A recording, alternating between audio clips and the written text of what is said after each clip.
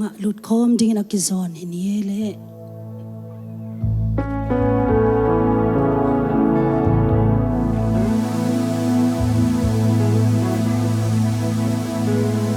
Hallelujah, Hallelujah. Tau pai na kal khasung ilun tang na te. Aksan na lo hilo, nat na san na lo hilo. Tau pai na gol zo na pia. To to ma bin ifati. Amen, Amen. Ivekina anisimin chi la to pa phat khom ze zerina akizon hi pa ni.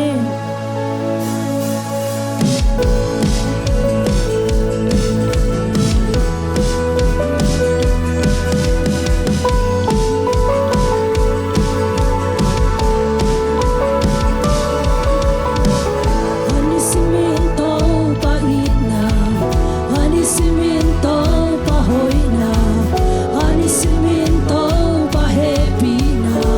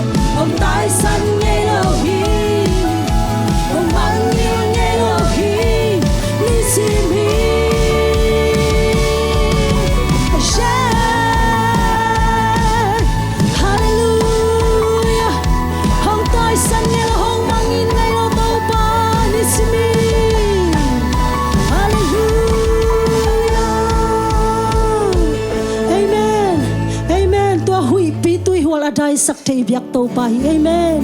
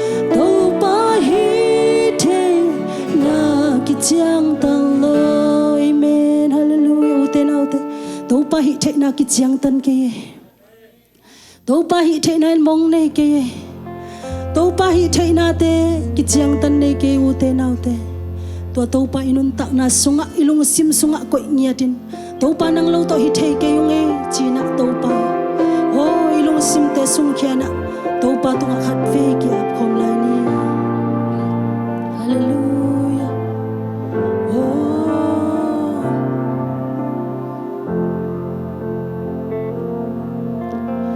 kanun tak na su nang om lo hi the ke hui di kisa bang nang tolo tong hal sung zong piang ke to ba nang sim lo akipang ma om lo hui mi long nun chiang nang sim lo bel dang ba nai om lo ki nong om pi